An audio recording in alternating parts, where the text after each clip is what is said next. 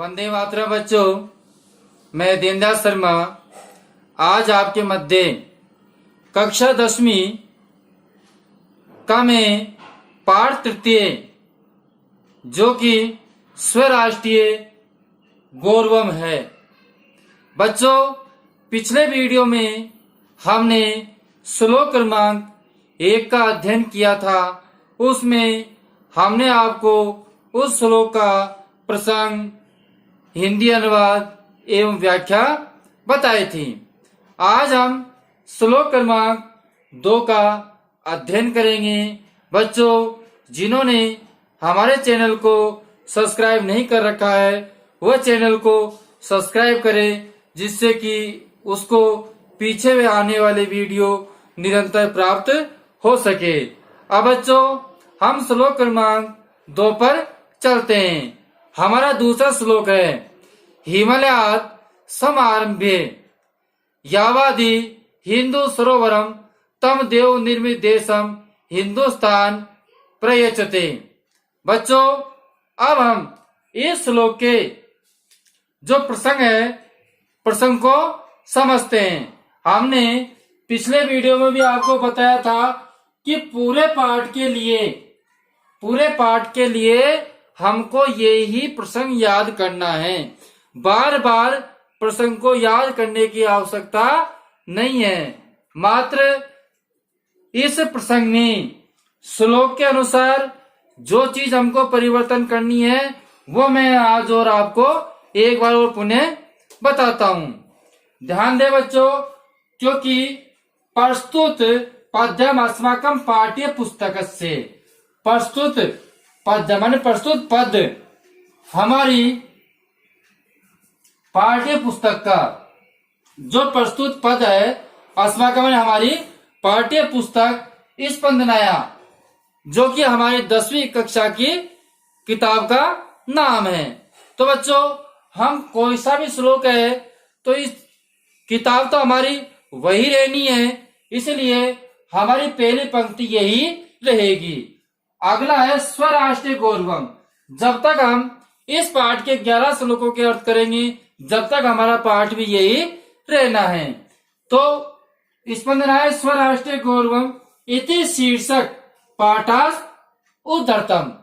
तो यहाँ तक बच्चों हमको एक ही पंक्ति याद करके चलना है। तो इससे हमारा प्रसंग इतना तो हमारा क्लियर हो गया। अब आगे चलते हैं। मूल रूप से पद्य इदम, मूल रूप से इस पद में, मूल रूप से जो पद है ये किससे संकलित है। बच्चों, हमने जो पिछला श्लोक 1 पढ़ा था तो उसमें विष्णु पुराण से था, और हमारा जो दूसरा श्लोक है ये किससे है, बृहत्पत्यगमात्। तो बच्चों, जो श्लोक में जिसका आएगा उसका हम उसको लिख देंगे। हमने पहले श्लोक में विष्णु पुराण लिखा था, अब क्या लिखेंगे, बृहस्पत्यगमात्। तो बच्चों, ये चीज आपके परीक्षा में साथ में आ जाएगी। केवल आपको समझना है और समझ करके उसको अच्छी तरह लिखना है। तो हमने जो श्लोक जिससे लिया गया है उसको हमने यहाँ लिख दिया। बहरहाल हर श्लोक में प्रसंग को इस प्रकार थोड़ा सा परिवर्तन करना है। तो संकलितम यानी संकलित है। अब आगे देखिए, अस्मिन् पद्ये, यह पद, जो ये पद भाग है, अब इस पद भाग में किस चीज का वर्णन है। तो बच्चों, इस पद भाग में जो वर्णन है वो किसका है, हिंदुस्तान से भौगोलिक स्थिति का। किसका है, हिंदुस्तान से भौगोलिक स्थिति का। तो बच्चों, हम जो यहाँ है लिख देंगे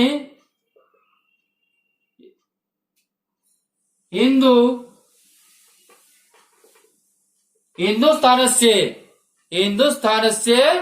भौगोलिक स्थिति, हिंदुस्तान से भौगोलिक स्थिति, हिंदुस्तान की भौगोलिक स्थिति का। तो बच्चों ये हमको दो चीज प्रसंग में हर श्लोक के साथ में भरनी है।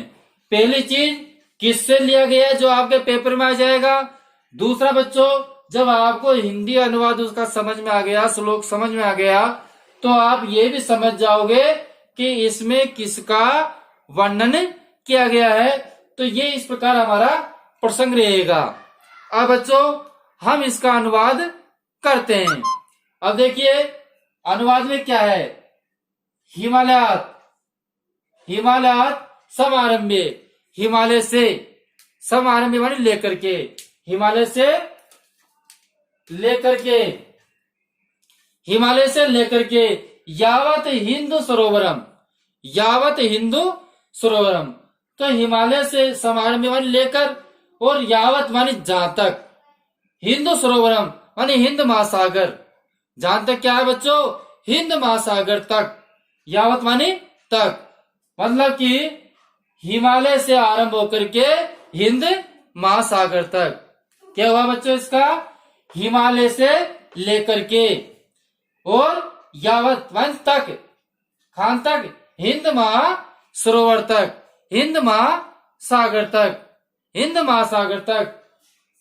तय देव निर्मितम देशे, तय देव निर्मितम मतलब देवताओं द्वारा निर्मित, तम देव निर्मित देशम, देवताओं द्वारा निर्मित स्थान, हिंदुस्तानम प्रचते, हिंदुस्तान कहलाता है।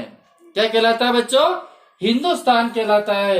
कौन सा स्थान हिंदुस्तान कहलाता है, जो हिमालय से लेकर के और महासागर तक का जो भूभाग है, महासागर तक का जो भूभाग है, जहां देवता है, देवताओं द्वारा निर्मित, उस स्थान को हम हिंदुस्तान कहते हैं। अब बच्चों मैं इसका हिंदी अनुवाद लिख रहा हूं, ध्यान दें।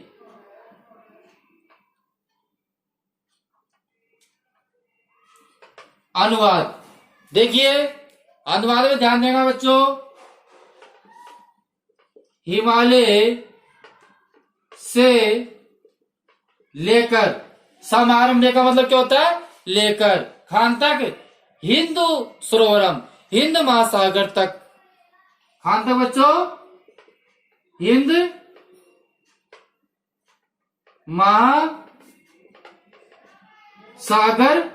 हिंद महासागर तक का, सागर तक का जो क्या है बच्चों, भूभाग, क्या है, जो भूभाग है, क्या है बच्चों, जो भूभाग है वह क्या है, देवताओं द्वारा निर्मित। किसके द्वारा निर्मित बच्चों, देवताओं द्वारा निर्मित, देवताओं द्वारा निर्मित उस स्थान को, देवताओं द्वारा निर्मित उस स्थान को क्या कहते हैं बच्चों, उस स्थान को क्या कहते हैं, हिंदुस्तान कहा जाता है। क्या कहा जाता है, हिंदुस्तान कहा जाता है। तो बच्चों बड़ा सरल ही इसका हिंदी अनुवाद है। हिमालय से लेकर हिंदुस्तान तक का जो भूभाग है, जो देवताओं द्वारा निर्मित है, उस स्थान को हम हिंदुस्तान कहते हैं। अब हमने पहले तो इसका हिंदी अनुवाद पढ़ा, अब हम इसकी संस्कृत व्याख्या करते हैं। क्या करते हैं बच्चों, संस्कृत व्याख्या, क्योंकि पेपर के अंतर्गत हो सकता है हिंदी अनुवाद आ जाए या संस्कृत व्याख्या इस पाठ की आ जाए, दोनों में से कोई सी भी परीक्षा के अंदर आ सकती है, इसलिए हमको दोनों ही याद करने हैं। अब देखिए हमने बताया था हिमालय से लेकर के, तो हम इसकी संस्कृत व्याख्या करते हैं बच्चों। हिमालयात, हिमालयात मानी हिमालय से, पंचमी विभक्ति है ना बच्चों। चाहे इसको बढ़ा के लिखना है तो हिमालय अगर इसको थोड़ा सा बड़ा करना है तो हिमालय पर्वतात कर सकते हैं, पर्वत भी लिख सकते हैं बच्चों। क्या लिख सकते हैं? पर्वतात, मानी हिमालय पर्वत से, हिमालय पर्वत से। आरंभ को क्या कहते हैं बच्चों? प्रारंभ। क्या कहेंगे? ध्यान से देखना बच्चों। अब ये आरंभ समारंभ है, इसका हमने क्या लिख दिया? प्रारंभ। अब हिंदू सरोवरम, तो हिंद महासागर। क्या करेंगे? हिंद महासागर। ध्यान से देखोगे तो बड़ी ही सरल संस्कृत व्याख्या है, कोई ऐसी दिक्कत नहीं है। हिंद महासागर। क्या हो गया बच्चों? हिंद महासागर। तक है तो तक को क्या कहेंगे? पर्यंतम। तक को क्या कहेंगे बच्चों? पर्यंतम। तक को हमने पर्यंतम कर दिया। अब देखिए, यह देश है स्थित है, जो देश स्थित है, क्या करेंगे? यह देश है। यह देश का मतलब जो देश स्थित है, माने स्थित है, जो देश स्थित है। और कैसे? देव निर्मितम, जो देवताओं द्वारा निर्मित है, देवताओं द्वारा रचित है। तो क्या करेंगे अपन? देवे रचितम। क्या कर देंगे बच्चों? देवे रचितम। देवे रचितम मतलब देवताओं के द्वारा रचित। तम देशे, तम देशे मतलब वह देश, जो देश देवताओं द्वारा रचित है, वह देश क्या कहलाता है? हिंदुस्थानम। वह देश क्या कहलाएगा बच्चों? हिंदुस्तानम इति कथ्यते।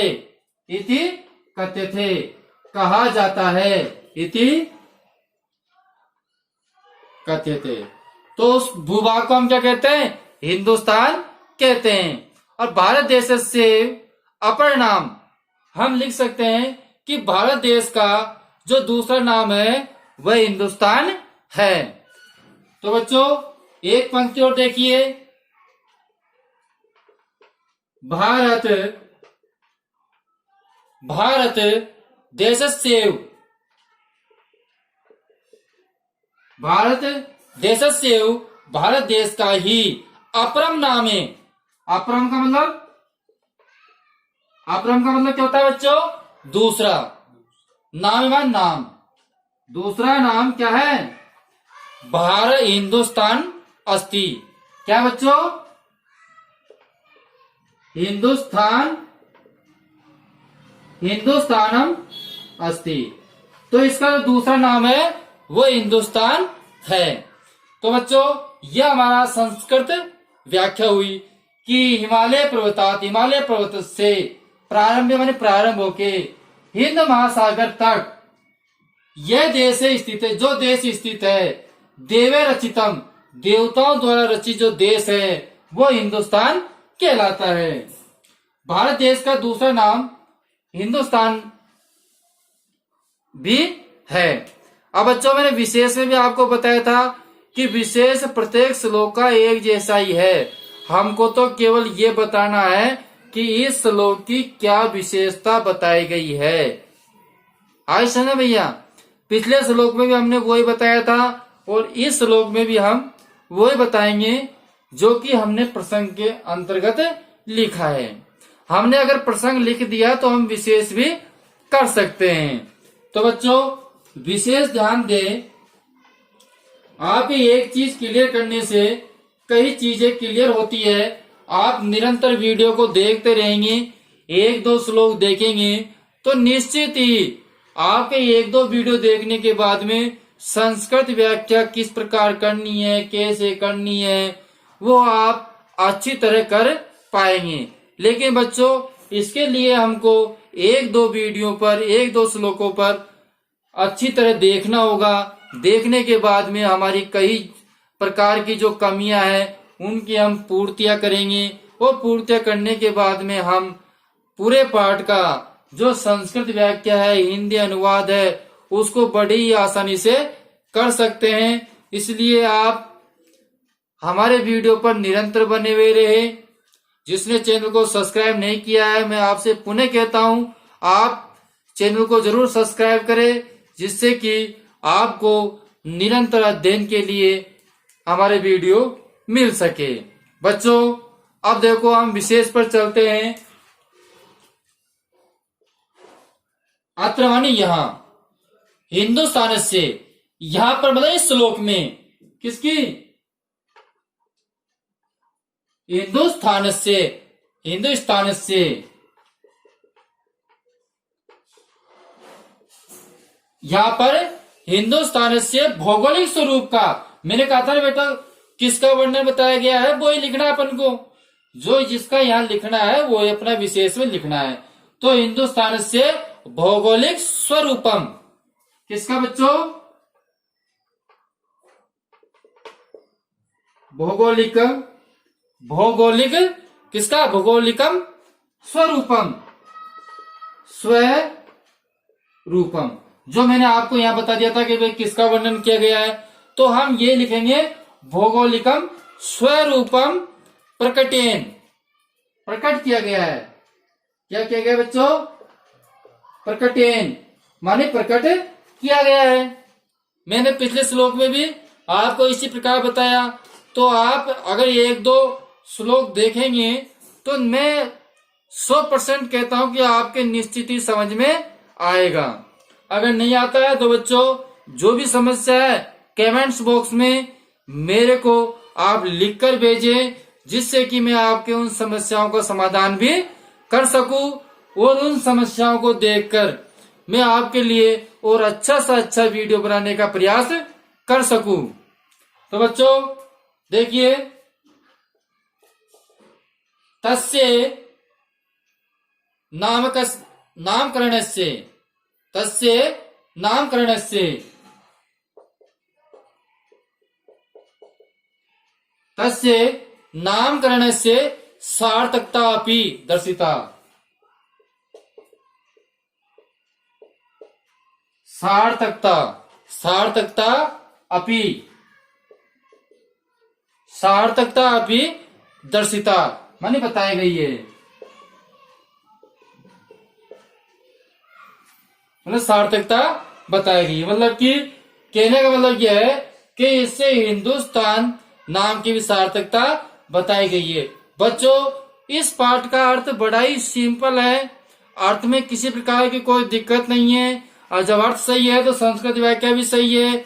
इसलिए आप निरंतर बने हुए रहे। जिसने नहीं उतारा है वो एक बार स्क्रीनशॉट ले ले और श्याम पट पे से संपूर्ण को उतारे और समझे।